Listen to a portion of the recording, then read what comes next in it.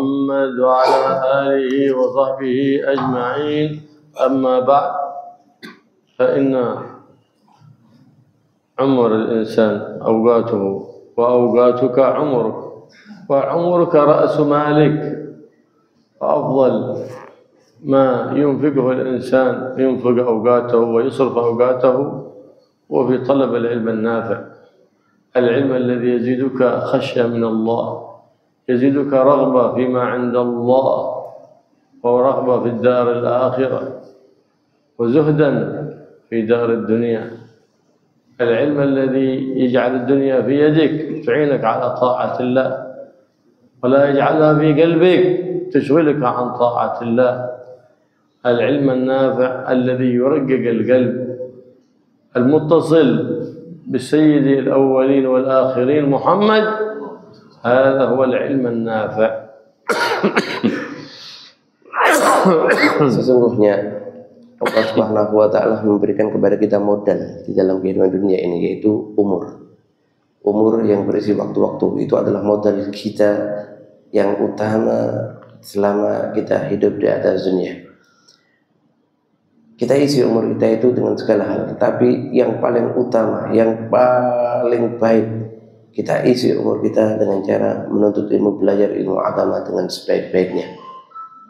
Ilmu agama yang bermanfaat untuk dunia dan akhirat kita. Perlu kita ketahui, apa sih ilmu yang bermanfaat tersebut? Ilmu yang bermanfaat adalah ilmu yang membawa kita untuk semakin takut kepada Allah, semakin bertakwa kepada Allah Subhanahu wa Ta'ala. Ilmu yang membuat kita semakin semangat beribadah kepada Allah Subhanahu wa Ta'ala. Ilmu yang menjadikan hati kita semakin lunak, menjadikan hati kita semakin rahmat kepada hamba-hamba yang Allah Subhanahu wa Ta'ala. ولو بحثنا عن أبواب الخير في الدنيا في الأولين والآخرين لوجدنا أبواب الخير كلها مفتاحها واحد، وهو العلم النافع. ولو بحثنا عن أبواب الشر في الدنيا في الأول والآخر لوجدناها باب مفتاح واحد، وهو الجهل. فمفتاح الخير العلم، ومفتاح الشر الجهل. العلم الذي هو مفتاح الخير، العلم المتصل بالنبي محمد، العلم الذي أثني عليه في القرآن وفي كلام حبيب الرحمن، هو العلم المتصل بالنبي محمد، حيث ورد فضل العلم. وأما سوى العلم فهو جهل. لكن في كل زمان يرشح ويروج لعلم متصل بشيطان، ويبتعدون عن علم متصل بحبيب الرحمن. فلهذا نرى الفساد في الشباب في هذا الزمان زاد. لماذا؟ لأنهم ابتعدوا عن العلم المتصل بحبيب الرحمن، وابتعدوا عمن اتصل بحبيب الرحمن محمد صلى الله عليه وعلى آله وصحبه وسلم. فيحتجدهم في الشوارع في مجالس لا تسمن ولا تغني من جوع، ويبتعدون عن مجالس التي بتزكيهم وبتربطهم بربهم وبنبيهم محمد صلى الله عليه وآله وسلم. Kalau kita teliti dari apa yang sampai kepada kita tentang keadaan daripada umat-umat terdahulu, baik mereka yang hidup di atas dunia, yang mulai zaman dahulu sampai sekarang ini, maka yang menjadikan mereka mulia adalah sebab ilmu. Yang mengangkat derajat mereka adalah sebab ilmu. Yang membukakan pintu kebaikan untuk mereka adalah ilmu. Dan juga kalau kita teliti apa yang terjadi kepada semua manusia, baik yang dahulu ataupun sekarang, tidaklah ada keburukan yang mengenai kepada mereka, tidaklah ada sesuatu yang tidak baik yang mengenai kepada mereka. Itu semua sebabnya karena kebodohan mereka, ketidaktahuan mereka tentang ilmu agama. Ilmu agamalah yang menghantarkan mereka untuk menjadi manusia yang terbaik di atas dunia ini. Ma'asyiral hadirin, beliau juga mengatakan bahwa ilmu yang bermanfaat adalah ilmu yang dipuji dalam Al-Quran, ilmu yang bersama dengan baginda Nabi Muhammad sallallahu alaihi wasallam, ilmu yang menghantarkan kita untuk semakin bertakwa kepada Allah Subhanahu wa taala. Hati-hatilah, kadang-kadang banyak di antara kita tergugah semangatnya untuk mempelajari ilmu-ilmu yang bukan bersumber daripada Al-Quran, yang bukan bersumber daripada ajaran baginda Nabi Muhammad SAW. Malah mungkin ilmu-ilmu yang mengarahkan kita kepada godaan syaitan, kepada tipu daya daripada syaitan. Kita saksikan sekarang banyak kerusakan moral yang terjadi kepada para pemuda. Mereka menghabiskan waktunya untuk lalai kepada Allah, kadang-kadang melanggar syariat Nabi Muhammad SAW. Itu semua karena mereka jauh daripada nilai-nilai ilmu agama yang diwariskan oleh baginda Nabi Muhammad SAW. يشتكي من في هذا الزمان من كثرة العقوق الأبناء. من أين جاء العقوق؟ جاء العقوق لأنهم ابتعدوا عن شرع النبي محمد صلى الله عليه وسلم، فلهذا ما عرفوا. ولو تعلموا شرع النبي محمد، قرآن النبي محمد، خلق النبي محمد، فيعرفون حق الوالدين في حياتهم وبعد مماتهم بزيارة في قبورهم والتصدق عنهم والاستغفار لهم. لو عرفوا ذلك واتجهوا لما يصلح أمور دينهم ودنياهم وأخراهم لعرفوا حق الأرحام وصلة الأرحام وحق الجيران، يتعرفون على الآداب، إذ الآداب كلها مأخوذة من سيرة سيد المؤدبين محمد صلى الله عليه وآله وصحبه وسلم. إذن نحن عندما أبعدنا أولادنا عن هذا المنهج القويم فقد أبعدناهم عن البر الذي نريد منهم. ولهذا كثير من الآباء اليوم يشتكي من عقوق أبنائه لأنه ما ربطهم بالنبي محمد صلى الله عليه وسلم ولا بما جاء به النبي محمد صلى الله عليه وآله وسلم. Di masa ini, di zaman ini, banyak orang tua ngeluh tentang anaknya yang tidak bakti kepada orang tuanya. Paling sampai durhaka kepada orang tuanya, menyakiti hati kedua orang tuanya. Ketahuilah bahwa itu semua terjadi karena kita jauhkan anak kita dari ajaran agama Nabi Muhammad SAW. Kita jauhkan anak kita daripada ilmu-ilmu yang diwariskan oleh baginda Nabi Muhammad SAW, sehingga mereka tidak mengerti bagaimana bersikap, bagaimana seharusnya memposisikan sebagai anak di hadapan orang tuanya. Tapi ketika anak dididik dengan agama yang benar, diberi bekal tentang pelajaran agama yang baik, ilmu yang bermanfaat, ilmu warisan Nabi yang bersambung kepada Nabi Muhammad SAW, maka senantiasa anak itu akan menjadi anak yang barokah, anak yang menyenangkan hati ke orang tuanya, bermanfaat untuk orang tuanya ketika masa hidupnya, senantiasa membantu untuk orang tuanya dan juga setelah wafatnya. Sehingga ketika orang tuanya meninggal, dia senantiasa mendoakan orang tuanya, menziarahi makamnya. Setiap perbuatan baik yang dia lakukan daripada sedekah ataupun ibadah, dia niatkan pahalanya semua kembali kepada orang tuanya. Ini semua berkat ketika anak itu dididik ilmu-ilmu agama. Begitu juga ketika anak-anak kita didik dengan ilmu-ilmu agama, maka anak kita pandai bersikap di tengah keluarganya, pandai bersikap di tengah masyarakatnya, pandai dia untuk berbuat baik kepadanya, karena mereka tahu diajarkan dalam syariat baginda Nabi Muhammad SAW suatu kewajiban untuk berbuat baik kepada siapa saja daripada hamba-hamba Allah Subhanahu wa taala. ولهذا تجد شباب اليوم همهم بيأكلون وبينامون وبيلعبون بالجوالات. ليه؟ سوء التربية، ما تعلقت قلوبهم بالنبي محمد صلى الله عليه وسلم، ولا عرفوا ولا عرفوا ما هو الهدف من وجودك في هذه الدنيا. هل هو للأكل والنوم واللعب؟ لا. وقد قال الله سبحانه وتعالى في الحديث القدسي: عبدي ضمنت لك رزقك فلا تتعب. عبدي خلقتك للعبادة فلا تلعب. فضمن لك الرزق وأمرك بالطاعة والعبادة، فلماذا تلعب وتلهو عما أمر منك؟ ولماذا تشتغل بما ضمن لك؟ ذاك إنما هو شك في ضمان الله، ومن شك في ضمان الله يخاف عليه سوء الختام والعياذ بالله. Kita saksikan sekarang banyak anak-anak muda mereka terabaikan daripada ajaran agama. Mereka sibuk dengan HP-HP mereka yang di dalamnya kadang-kadang mengajarkan yang enggak baik kepada mereka. Mereka sibuk dengan semua itu sehingga mereka menjauhi daripada ajaran Nabi Muhammad SAW dan juga sunnah-sunnah Nabi Muhammad SAW. Banyak-banyak juga di antara kita, anak kita ataupun kita semua memfokuskan untuk anak kita bagaimana untuk memenuhi kebutuhan perut mereka, memenuhi kebutuhan dunia mereka. Padahal dunia telah dijamin oleh Allah Subhanahu wa taala. Apa yang kita nikmati selama di atas dunia telah dijamin oleh Allah Subhanahu wa taala. Tapi semua perbuatan bid'ah kalau kita bertanggungjawab di hadapan Allah Subhanahu wa taala. Dalam hadis qudsi Allah Subhanahu wa taala berfirman, "Ya wahai hambaku, aku telah jamin rezekiku kepada engkau. Maka jangan terlalu menyibukkan dirimu dengan itu, tapi sibukkan dengan ibadah kepada Allah Subhanahu wa taala." Suatu bentuk hal yang itu adalah sumber daripada segala kebodohan. Mereka orang-orang banyak yang menyibukkan diri untuk sesuatu yang telah dijamin oleh Allah Subhanahu wa taala, untuk sesuatu yang telah ditentukan oleh Allah Subhanahu wa taala. Mereka lupa tentang kewajiban harus beribadah kepada Allah Subhanahu wa taala. Dan mereka lupa tentang hakikat wujudnya penciptaan manusia. Kita semua ini dijadikan di atas dunia untuk beribadah kepada Allah Subhanahu wa taala, bukan malah menyibukkan diri dengan duniawi yang terlalu berlebihan, melalaikan daripada ajaran Allah dan ajaran baginda Nabi Muhammad sallallahu alaihi wasallam.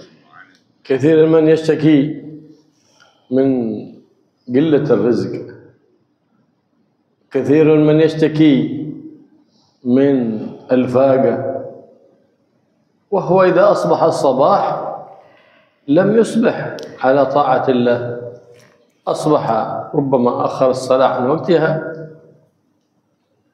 وربما صلاها في وقتها ونام بعد ذلك، أو صلى وجلس يلعب بالجوال. وكل هذا يذهب بركة الرزق من الإنسان. اشتغالك تأخيرك الصلاة عن وقتها يذهب بركة الرزق عنك، واشتغالك بعد صلاة الصبح بالجوال أو بشرب التمباك أو بالنوم، هذا كأنك تقول يا رب أنا ما بغيت رزق منك يا رب. لسان حالك يقول هذا، وإلا فقد أخبرنا النبي محمد صلى الله عليه وسلم: فإن أرزاق العباد تقسم فيما بين الصبح وطلوع الشمس، فمن وجد نائما ذهب نصيبه من ذلك الرزق. فلهذا يقول النبي محمد صلى الله عليه وآله وسلم: الصبحة تذهب الرزق، أي في اشتغالك في أول اليوم بأمور ما ليست في طاعة الله، ليست في مرضاة الله. فمن أبعد الرزق عن نفسك؟ الرزق يريد أن يأتي إليك وأنت تصده وترده، ثم بعد ذلك تقول أنا ما عندي شيء، أنا فقير، أنا تعبان. أنت فقير ظاهر وباطن والعياذ بالله. فأعظم سببا للرزق تقوى الله والاستقامة على طاعة الله محمد صلى الله عليه وسلم، على طاعة الله وعلى طاعة حبيب الله محمد sallallahu alaihi wa alihi wasahbihi wasallam. Banyak orang-orang ini mengeluh tentang rezeki mereka yang seret, rezeki mereka yang sulit. Mungkin juga hidup dalam kemiskinan atau serba banyak kekurangan. Padahal kadang-kadang hal itu terjadi karena perbuatannya, karena perilakunya. Mungkin dia suka mengakhirkan sholat, menunda-nunda sholat. Subuh dah bangun, siang baru bangun, baru sholat subuh. Kadang-kadang iya dia sholat subuh, tapi setelah sholat subuh langsung tidur lagi, tidak melanjutkan zikir kepada Allah Subhanahu wa taala. Atau kadang-kadang habis sholat subuh menyibukkan diri dengan HP. Begitu salam, ya dibuka HP-nya, dilihat apa HP-nya, padahal yang nggak ada yang masuk daripada pesan-pesannya. Atau habis sholat subuh beres sedikit keluar, sudah sibuk dengan rokoknya. Mereka lalai kepada Allah Subhanahu wa taala. Padahal dikatakan oleh Nabi Muhammad SAW, rezeki itu dibagi di waktu pagi hari, antara setelah adzan subuh sampai terbit matahari. Rezeki yang kita dapatkan di siang hari, di sore hari itu Allah turunkan ketentuannya di pagi hari, di waktu subuh. antara subuh sampai terbit matahari. Kalau kita dalam keadaan tertidur, maka kita tidak akan mendapatkan bagian rezeki yang akan Allah turunkan pada hari tersebut. Manfaatkan waktu setelah subuh. Alhamdulillah pagi ini kita manfaatkan untuk berzikir kepada Allah Subhanahu wa taala. Kita banyak mengeluh tentang keadaan rezeki, kadang-kadang malah perbuatan kita yang memang menjauhkan kita daripada jaminan rezekinya Allah Subhanahu wa taala. ابن مسعود كان عندما كبر في السن في بيته تجمع جماعة بعد صلاة الصبح في المسجد وذهبوا وأرادوا أن يزوروا ابن مسعود رضي الله عنه في بيته، فذهبوا بعد صلاة الصبح إلى بيت ابن مسعود وطرقوا الباب، ففتح لهم الخادم الباب فقال استأذن لنا، فاستأذن لهم عند ابن مسعود رضي الله عنه فآذن لهم وقال قل لهم تفضلوا، فتباطؤوا في الدخول. بعد زمن دخلوا قال ما لكم تباطأتم في الدخول وقد أذنت لكم منذ زمن؟ فقال نعم، قلنا يمكن هناك عورة في البيت بنمشي في البيت، يمكن نتكشف العورة، يمكن أحد نائم، ما نريد أن نهتك حرمة البيت. فقال ابن مسعود رضي الله تعالى ويعكم أو تظنون أن في بيت ابن أم عبد أي ابن مسعود غافل؟ هذه الساعة ما ينام فيها إلا غافل، هذه نومة الغافلين عن رب العالمين، إذ أن النوم في هذه الساعة مكروه، فيسن لك أن توقظ كل من رأيته نايم، هذا جالس نايم توقظ، هذا حتى وإن لم تعرفه تمشي وجدت نايم بعد صلاة الصبح، هاي قم، وقت نوم، قم قم قم. سنة من السنن عرفته ولم تعرفه، فكيف إذا كان ابنك ترضى أن يكون ينام في هذه الساعة أو بنتك أو زوجتك؟ دليل على أنك لا تهتم بأمر آخرتك، لا تدين حتى بأمر دنياك ما تهتم، إذا أرزاق الدنيا توزع في مثل هذه الساعة، ولو كنت إذا لا حرص لك على أمر دين ولا بركة في دنيا، ولو كان لك حرص على ذلك لاهتممت بما أوصاك به النبي محمد صلى الله عليه وسلم، وهو عمارة ما بين صلاة الصبح إلى طلوع الشمس. وفوق ذلك كله من عمره بذكر لله وطاعة لله أعطاه الله ثواب حج وعمرة تامتين كل يوم حجة كل يوم عمرة، يا من تريد الحج ويا من تريد العمرة، وأنت كل يوم تضيع حجج كثيرة وعمر كثيرة، فاتق الله في نفسك واتق الله في أهل بيتك. Diceritakan seorang sahabat yang mulia, Sayyidina Abdullah bin Mas'ud, ketika beliau sudah mencapai usia yang tua. Satu kesempatan kaum muslimin yang ada di masjid mengatakan kepada kawan-kawannya ketika itu habis sholat subuh, ayo habis subuh ini kita ke rumah sahabat Abdullah bin Mas'ud, ayo kita kunjungi beliau. Beliau terbaring sakit, udah tua. Ayo kita pergi ke rumahnya. Akhirnya setelah sholat subuh, setelah salam sholat subuh, mereka bergerak. Kaum muslimin yang sholat di masjid itu untuk pergi ke rumah sahabat Abdullah bin Mas'ud. Diketuk pintunya, dibuka oleh pembantu daripada sahabat Abdullah bin Mas'ud. Ketika itu mereka mengatakan, kami ingin jenguk sahabat Abdullah bin Mas'ud, izinkan kami untuk masuk. Akhirnya pembantu itu atas petunjuk daripada Abdullah bin Mas'ud mengizinkan betul masuk, silakan masuk. Tapi setelah pintu dibuka, mereka sudah dipersilakan masuk, mereka nggak segera masuk. Mereka masih berkumpul di luar, tidak segera masuk ke dalam rumah Abdullah bin Mas'ud. Ya, tidak berapa lama setelah itu baru mereka masuk. Ditanya, kenapa kalian tidak segera masuk? Kan sudah disuruh masuk.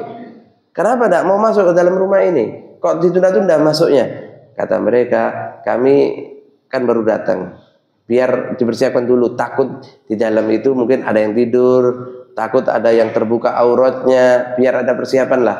Kalau kami langsung masuk nanti melihat sesuatu yang nggak baik, jadi dosa, atau memang nggak boleh sesuatu yang kami lihat. Mungkin ada yang masih terlentang tidur atau apa.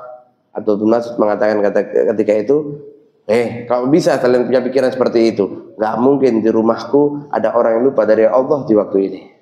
Tidak mungkin di rumahku ada orang yang tertidur setelah subuh. Di rumah Abdullah bin Mas'ud, kata Abdullah bin Mas'ud ketika itu. Oleh karena itu, termasuk sunnah daripada sunnah baginda Nabi Muhammad SAW adalah menghidupkan waktu setelah subuh terbitnya fajar. Ini waktu yang mulia, waktu yang agung, waktu yang penuh barokah. Dan kalau kita isi waktu itu untuk lalai daripada Allah, mungkin tidur juga kita kerjakan setelah subuh, maka itu semua adalah makruh dalam syariat baginda Nabi Muhammad SAW. Malah beliau mengatakan kepada kita, di antara sunnah dan daripada sunnah Nabi Muhammad SAW, kalau kita di masjid lihat ada beberapa kawan kita atau ada yang tertidur setelah subuh, sebelum terbit matahari, sunnah untuk kita bangunkan. Bangun, belum waktunya tidur. Nunggu nanti setelah terbitnya matahari, baru silakan Anda tidur. Itu sunnah daripada sunnah baginda Nabi Muhammad SAW. Yang tertidur setelah subuh Anda bangunkan untuk diisi beribadah kepada Allah Subhanahu wa taala. Kepada orang lain aja harusnya sikap kita seperti itu, bagaimana dengan kepada putra-putra mereka kita sendiri? Bagaimana dengan kepada keluarga kita sendiri? Kita bangunkan mereka, kita maksa mereka untuk bangun di waktu subuh ini. Untuk apa? Untuk ibadah kepada Allah Subhanahu wa taala. Tentunya bangun bukan diisi untuk lalai, bangun diisi untuk main HP, tapi diisi untuk ibadah kepada Allah Subhanahu wa taala, berzikir kepada Allah Subhanahu wa taala. Kita buka sesi tanya jawab. Fadhlu, jika ada pertanyaan insyaallah yang berkaitan dengan masalah agama atau dengan ibadah atau fikih atau hal lainnya, silahkan ditanyakan kepada beliau jika ada pertanyaan. نبدأ بسؤال تفضل. كثير من الخطباء في الجمعة ما يكمل الشروط في خطبة ثانية ما يكمل الشروط أركان الخطبة الشروط أركان الخطبة ما يكمل أركان الخطبة خصوصا في خطبة ثانية. بعضهم يقرأ حمد لله ثم صلى على النبي صلى الله عليه وسلم مباشرة يدعو للمسلمين ما يوصي بالتقوى ما يوصي بالتقوى أكثر كما هذه. إذا وجدنا من يخطب كما هذه كيف محلنا يعني؟ هل ننبهه العادة يعني إذا كان شيء خطيب كما هذه نعيد صلاة الظهر و نكلم الخطيب بعده خطبتك ما في صحيح لا تعيد كما هذه. لكن إذا كان نطلع إلى المنبر كيف لاتن بنترجم awalnya ada benar terjemah saja. Ini ada kami bertanya, banyak kami saksikan ya ketika kami menjadi mustami' ketika khutbah, banyak di antara khotib-khotib itu rukun-rukun khutbahnya nggak sempurna, terutama di khutbah kedua. Banyak daripada khotib-khotib itu wajah hamdulillah, salawatu kepada Rasulullah langsung disambung dengan doa, tidak berwasiat kepada takwa. Nah, rukun khutbah itu kan ada 5 ya, baik di khutbah pertama ataupun di khutbah kedua, dan fikih sudah menentukan seperti itu. Ketika rukunnya tidak terpenuhi, itu rukun itu bagian daripada khutbah, maka bisa dikatakan tidak sah daripada khutbah tersebut. Apa yang harus dilakukan? Bagaimana seharusnya sikap yang terbaik menghadapi hal tersebut? Karena yang terjadi biasanya sih, kalau kami lihat khutbahnya rukunnya nggak sempurna seperti itu, ya kami sholat zuhur lagi, karena kami anggap Jumat tadi nggak sah secara fikih. Tapi setelah itu kami ingatkan kepada khatib tadi melalui HP, kami ingatkan secara pribadi. Tapi apakah harus ada cara khusus ya untuk seperti itu? Insya Allah itu yang ditanyakan kepada beliau. Fadhal ya. Alhamdulillah rabbil alamin wassalatu wassalamu ala sayyidina Muhammad wa ala alihi washabbihi ajma'in. Amma ba'd. فنحن في زمان قل فيه العلم وكثر فيه الجهل، حتى في المساجد ابتلينا بخطباء جهال وأئمة جهال وأساتذة أجهل من الجهل والعياذ بالله، نسأل الله العافية والسلام. هكذا ضياع الأمانة في آخر الزمان. يقول صلى الله عليه وسلم أن الزمانة في آخر الزمان تضيع، علامة الساعة ضياع الأمانة. قال كيف تضيع الأمانة يا رسول الله؟ قال أن يوسد الأمر لغير أهله، يتولى الخطاب من ليس أهلا لها يتولى الإمام، من ليس أهلا لها يتولى القضاء، من ليس أهلا له يتولى التدريس والتعليم، من ليس أهلا للتدريس والتعليم. هذا هو ضياع الأمانة.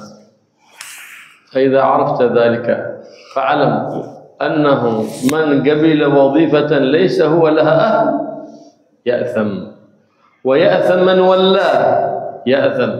تأمير المسجد ولا من ليس أهل الإمام وليس أهل الخطابة يأثم التأمير، ويأثم الذي قبل تلك الوظيفة. هذه تنبه لذلك. فإن ولي وظيفة ليس لها أهل فإنه يأثم والعياذ بالله.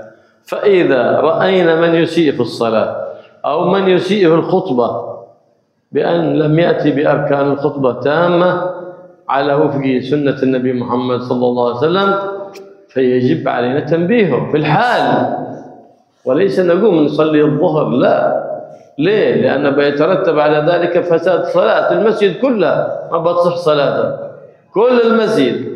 كما لو غلط في الآية، ما هو يرد عليه في الحال ولا ترد عليه بعد الصلاة؟ ترد عليه في الحال. كذلك في خطبة الجمعة، فإذا علم الخطيب أن هناك من يرد عليه فيقيله 1000 إدراك، 1000 حس، فيتنبه بعد ذلك.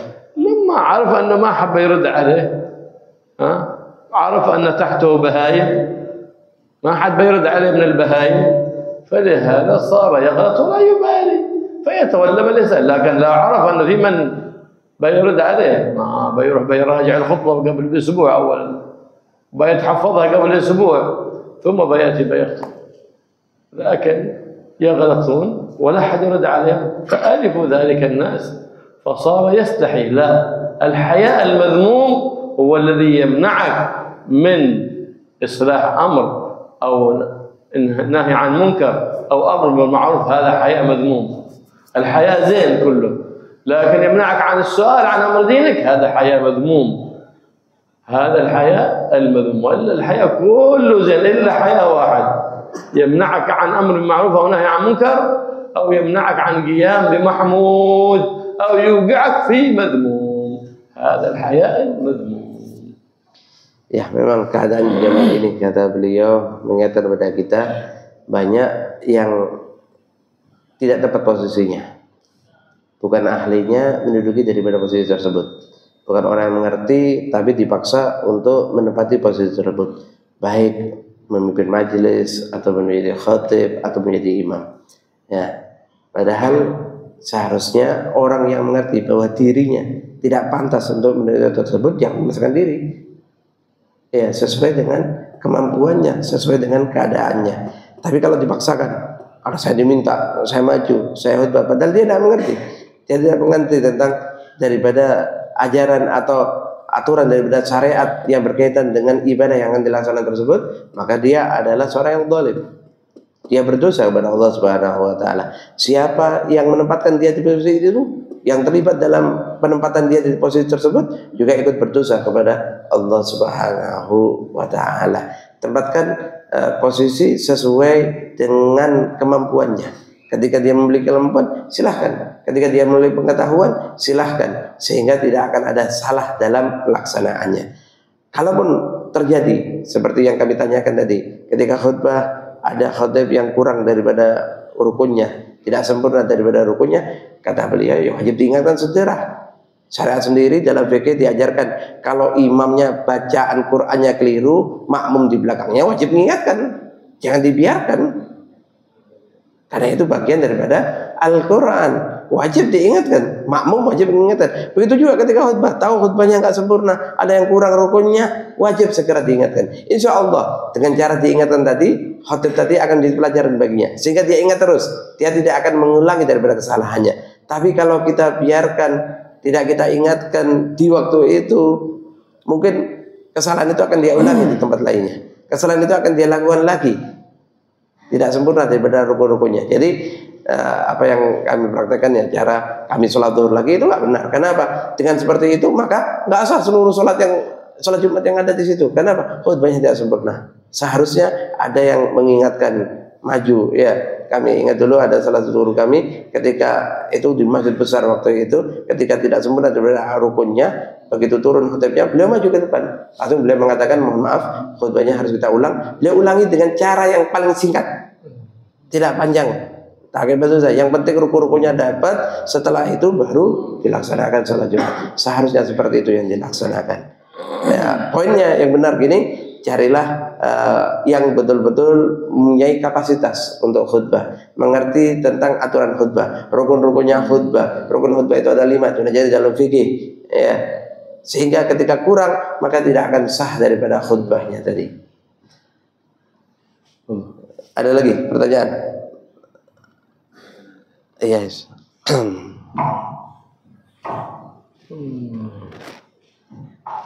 Ayo. Air panas. Ya, air panas kalau ada dua soal. Bagaimana sholat seorang perempuan yang ingin berjamaah namun imamnya itu cadel, yang laki-laki cadel yang ini. Araf tu cadel. Araf tu cadel. Lukna. Mayusin bil Arabi.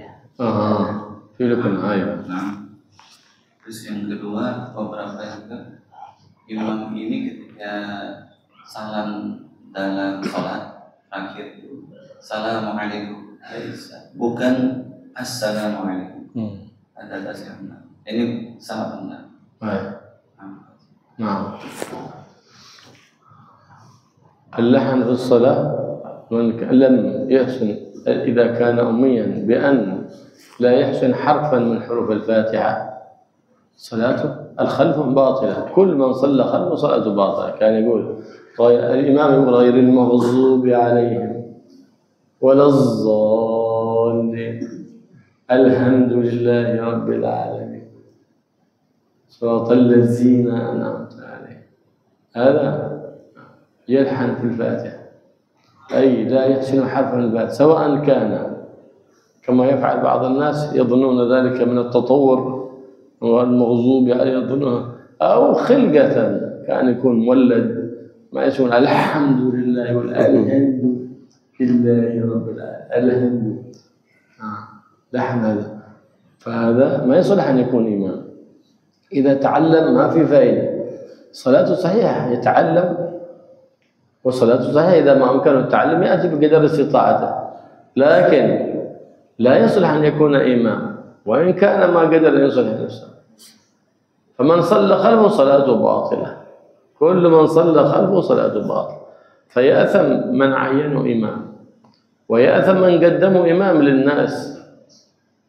ليش؟ لأنه ما بيبطل صلاته، بيبطل صلاة كل من خلفه. فيتنبه لذلك. فكثير من يريد أن يكون إمام لكن فيها لكنة، لكنة. يقول المتقيم، المستقيم يقول المتقيم، أنعمت يقول ألعمت. إذن أبدل حرف بآخر، هذا ما يصح. حتى لو قال بسم الله الرحمن الرحيم قال بسم الله الرحمن الرحيم، فاتحة باطلة لأنه أبدل حرفا بآخر. فلا بد، لا أقل إنسان إذا لا يقرأ فاتحته عند من يحسن القراءة. والحمد لله الآن عند كل واحد جوال بإمكانه يستمع أي قارئ، يعتمد أي قارئ قراءته يستمع القراءة ثم يحسن قراءته بالجوال. لكن نحن نستخدم الجوال لا في الشر ما نستخدمه في الخير، بدل ما نستمع فيه الكلام الزين والكلام الطيب نصلح عيوبنا، أصبحنا نلعب بالجوال ولا نستفيد من الجوال. فالجوال هذا حجة لك أو حجة عليك عند الله سبحانه وتعالى. حجة لك إن استخدمته في الخير، حجة عليك إن استخدمته في الشر والعياذ بالله، فاتق الله. السؤال الثاني، السلام عليكم. لو قال السلام عليكم، من شروط السلام التعريف، السلام عليكم. لو قال سلام عليكم ما يصح، ولا بد من التعريف ولا بد من الخطاب. السلام عليكم ورحمة الله. السلام عليكم هذا ركن، ورحمة الله سنة. نعم، في السلام الأول والسلام الثاني سنة. ولو قال السلام عليكم ما يصح قولك سلام عليكم. سلام عليكم ليه؟ لأن من شروط السلام التعريف. معنى التعريف لا بد من دخول الألف واللام على السلام. طيب، لكن من فعل هذا وكان إماما صلاة المأموم صحيحة، يسلم على الصح، وصلاة الإمام هي الباطلة. فقال الإمام سلام عليكم ورحمة الله، سلام عليكم. صلاة المأموم من خلفه يسلم على الصح وصلاته صحيحة، لكن هو صلاته ذاك هو صلاة باطلة الإمام. طيب، jika ada lahan dari bacaan imam, lahan itu ya bisa karena cadel atau apa, lahan itu adalah orang yang tidak sempurna membaca bacaan surat Al-Fatihah, mungkin merubah hurufnya atau merubah harokatnya atau tidak sesuai dengan makhrajnya. Tadi beliau banyak mencontohkan kepada kita, ya, maka sholatnya nggak sah, dan orang seperti itu nggak boleh jadi imam. Siapa yang menempatkan dia ke posisi imam daripada pengurus masjid atau musalla, dia berdosa. Dan orang itu kalau memasang diri untuk maju juga dia berdosa ketika ada lahan dalam bacaannya. Karena ada aturan untuk membaca Al-Quran, ada aturan untuk membaca surat Al-Fatihah, diatur dalam fikih. Syarat-syarat baca Fatihah itu ada 20, ada di dalam fikih. Pelajari dalam hal tersebut. Oleh karena itu, jika tidak sempurna, jangan memaksakan diri untuk menjadi imam. Jadi banyak dinyatakan bacaan-bacaan yang salah yang tidak oleh beliau. Ya, mungkin Alhamdulillahirabbil alamin.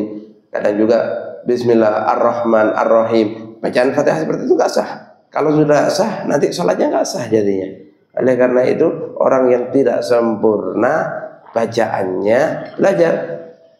Ketika belum betul-betul sempurna, jangan maksakan diri jadi imam. Akhirnya sholatnya dia nggak sah, dan sholat di makmum di belakangnya pun menjadi tidak sah. Alhamdulillah, Allah mudahkan bagi kita untuk belajar sekarang. Anda bisa dengarkan itu bacaan Fatihah yang sempurna yang dibaca oleh qori-qori yang memang qori-qori yang handal. Anda dengarkan itu bacaan Fatihah mereka. Bagaimana sih cara mengucapkan Fatihah yang benar, makhrajnya sesuai, tajwidnya benar. Kemudian Anda rekam suara Anda sendiri, Anda cocokkan dengan apa yang Anda dengarkan tadi. Anda bisa belajar dengan cara itu untuk memperbaiki daripada bacaan Fatihah Anda. Jadi jika imamnya memang tidak sempurna bacaan Fatihahnya, ada lahan di situ, maka ya jangan dipaksakan untuk menjadi imam. Adapun pertanyaan yang kedua tadi, imam ada yang salam mengucapkan salamnya salamun alaikum, bukan assalamu alaikum. Jawaban dari hal ini, pertama, salatnya imam batal. Salatnya imam itu batal. Ketika imam batal, makmum tidak otomatis batal. Tapi terputus hubungan antara imam dan makmum ketika itu. Jadi ketika imamnya batal karena ucapan seperti itu, makmum juga lanjutkan salam dengan salam yang benar. Assalamualaikum warahmatullahi. Tidak perlu makmum itu mengurangi salatnya. Tapi bagi imamnya batal. Karena salam itu harus pakai takrif ma'rifah. Apa itu ma'rifah? Kalau dalam bahasa Arab itu ada tambahan alif lam di depannya. Harus dengan ucapan assalamualaikum. Itu syarat itu. Kalau ucapan salamun alaikum, nggak sah salatnya. Dan itu kalau dibaca oleh imamnya aja yang batal. Makmumnya silakan salam sendiri. Udah putus daripada imam ketika imamnya sudah menjadi batal. Nggak perlu salatnya diulang dari awal. Tapi bagi imam itu batal. Oleh karena itu, imam itu harus diingatkan. Tidak boleh salam ucapan seperti itu karena salatmu batal, nggak sah daripada salatmu. Karena di dalam salam harus mengucapkan pakai alif lam, assalamualaikum. Yang termasuk rukun dalam rukun salat itu ucapan assalamualaikum warahmatullah, setelah itu sunnah. Dan wajibnya salam itu hanya sekali. Yang kedua itu juga sunnah. Allah. Ada lagi? Tanyakan, Bapak Ibu. Ya, boleh. Assalamualaikum warahmatullahi wabarakatuh. Waalaikumsalam warahmatullahi wabarakatuh. Ada yang ingin saya tanyakan. Kita dalam sholat berjamaah, kita mengajak cucu, sedangkan cucu ini belum akil balik. Apakah kita sah atau mengucapkan jadi imam atau bagaimana? Ini mungkin receh pertanyaan mungkin ya, sepele gitu. Jadi kadang-kadang cucu kita ajak jadi makmum kan? Iya. Belum cukup umur, belum akil balik, apakah kita yang selaku imam itu menjadi imam atau bagaimana? Itu. Faham. Hu yusalli ma hafidhu ma hafidhu ma hafadhu hu adu qabla yablugh. Hal yasih hadhil jamaah. Hal yumkin yanwi imamah li hafidhu. نعم يصح إذا كان هذا الطفل قد ميز كان يأكل ويشرب ويستنجي لوحده يصح أن يكون مأموم بل يصح أن يكون إماما فينوي الإمامة إذا صلى به الإمام. نعم. Ya, menjawab pertanyaan Bapak tadi, ya, kalau ada Bapak sholat dengan cucunya belum balik, apakah sah berjamaahnya? Apakah boleh niat jadi imam? Boleh dan sah jika cucunya tadi sudah tamyiz. Tamyiz itu kalau sudah bisa makan, minum sendiri, atau standarnya sih usia 7 tahun. Kalau cucunya sudah 7 tahun, walaupun belum balik, sah jadi makmum. Anda niat jadi imam boleh. Malah dalam fikih juga, cucu itu jadi imam juga boleh. Yang penting sudah Mayis. Cucu kita usia 7 tahun, 8 tahun, kalau sudah bacaannya bagus, rukun-rukunnya sempurna, boleh kita jadikan imam, kita jadi makmum di belakangnya, sah salat kita dan sah itu jamaahnya. Tapi kalau memang tidak mengerti tentang sholat, rukunnya tidak mengerti, ya jangan dipaksa jadi imam. Tapi kalau jadi makmum, sah dia menjadi makmum untuk Anda. Kalau cucu Anda sudah mumayyiz. Ada lagi? Ya. Ada sholat Jumat, ada anak kecil yang belum dihitan, dia berada di posisi saf terdepan, paling depan. Apakah itu bisa memisah saf karena belum dihitan atau gimana? Waqif fi safil awal alladhi lam yahdin min al-aulad. Hal hada yanqati saf wala?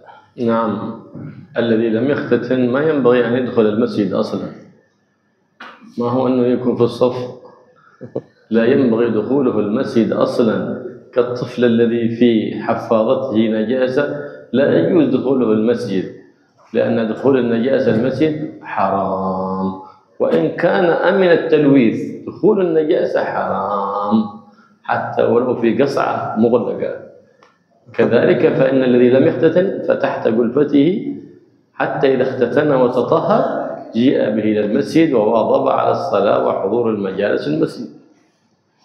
Tadi tanyakan ya tentang kalau ada anak kecil yang belum disunat di saf pertama, ya apa itu mutus jamaah enggak? Karena dia posisinya belum dihitan. Sebetulnya begini, yang perlu kita pahami, memasukkan anak yang belum dihitan ke dalam masjid itu tidak boleh, haram. Karena di atas kemaluannya masih ada najis. Ya, masukkan najis ke dalam masjid itu nggak boleh. Walaupun najis itu tertutup. Bayi pakai pampers, di dalam pampersnya ada kotoran, mungkin ada kencing, kita masuk ke dalam masjid nggak boleh, haram. Masukkan kotoran ke dalam masjid itu nggak haram. Ya, jadi nggak boleh kalau belum berhitan, ya jangan dibawa masuk ke masjid. Apalagi sampai sholat di depan. Ya, itu bukan masalah ini, nggak boleh. Dari awal nggak boleh kita masukkan. Jadi kalau kita ingin mengajari anak-anak kita untuk sholat berjamaah di masjid atau apa, sejak ini dihitankan, bayi sudah hitankan, enak kita bawa ke masjid. Kalau memang belum dihitan, ya jangan bawa ke masjid. Sholat mungkin di halaman masjid atau di luar masjid. Ya, memasukkan anak yang belum dihitan ke dalam masjid itu hukumnya haram. Karena tidak boleh ada najis kita masukkan ke dalam masjid, walaupun najis itu terbungkus rapi. walaupun tidak sampai mengotori ke dalam masjid. Ya, jadi diatur ya anak-anaknya tadi. Kalau Anda ingin ngajari, ya tekniknya ada, caranya ada. Anda hitamkan dulu anak Anda ketika sudah masih bayi, itu akan lebih mudah. Atau tunggu dia setelah berhitan, baru Anda ajari untuk sholat di masjid, dan itu nggak terlambat insya Allah. Nah, ama yang kata sufuf ya sufuf amna wujuduhum fi ahwal sufuf. وجوده كالعدم إذا ينقطع به الصف إذ لازم إخراجه. Ya, keberadaan anak yang nggak dihitan tadi di dalam soft tadi itu seperti nggak ada. Sehingga kalau itu ya bisa dikatakan juga memutus daripada soft ya, daripada fadilah daripada soft tadi. Karena kalau kita soft ada renggang kan makruh di situ. Jadi lebih baik yang kecil di belakang ya, karena belum waktunya nanti ya. Allah. Ada lagi? Ada?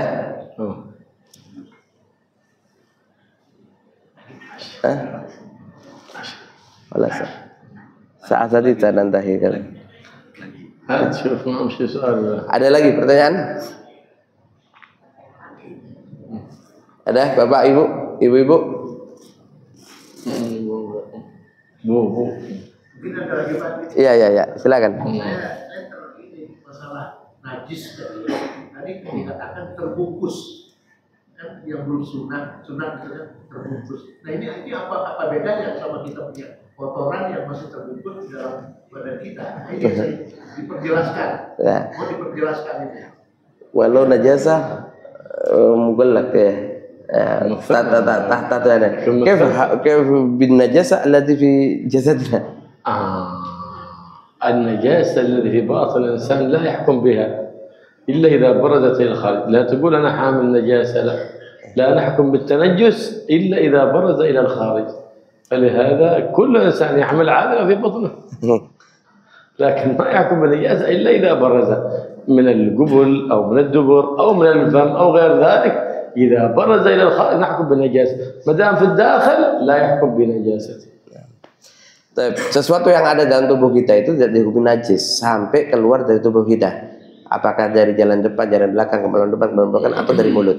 Ya, kalau keluar baru dihukumi najis. Semenjak ada dalam tubuh, dalam fikih itu tidak dikatakan najis. Kalau begitu ya tidak salah semua kita. Ya, di dalam tubuh kita ada darah dan ini. Kalau nggak keluar dari tubuh kita, tidak dikatakan najis. Tapi begitu keluar dari tubuh, maka dihukumi najis.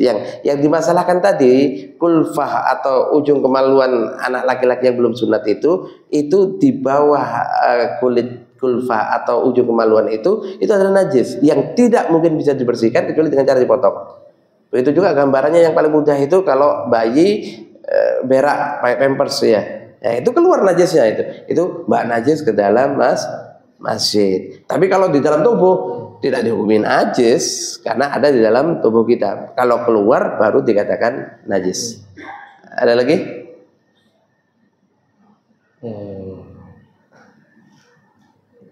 Ada lagi? Ya. Tapi ya.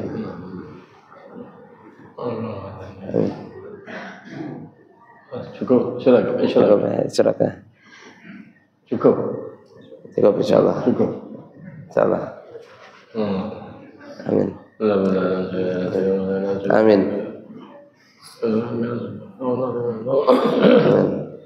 وآجل وآجل الدنيا والآخرة آجل يا رحمن يا رحيم نسألك زيادة في الدين وبركة في العمر وصحة في الجسد وساعة في الرزق توبة قبل يوم فائدة وغفرة بعد الرفع عند الحساب وأمانا من العذاب وجواز عن الصراط ونصير الجنة وارزقنا اللهم النظر إلى وجهك الكريم برحمتك يا أرحم الراحمين. علمنا ما جئنا وفقر العمل بما رزقنا إخلاص فيما علمنا وفيما عملنا يا رب العالمين بجاه نبيك محمد الرحمن اشرف الصدور ويسر الأمور يا رب يا شكور يا حي يا قيوم يا ذا الجلال والإكرام. وصلى الله تعالى عليه وسلم والحمد لله رب العالمين. سر الفاتحة وإلى الله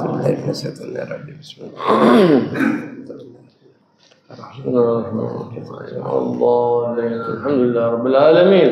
اللهم صل وسلم على سيدنا محمد وعلى آل سيدنا محمد. اللهم يا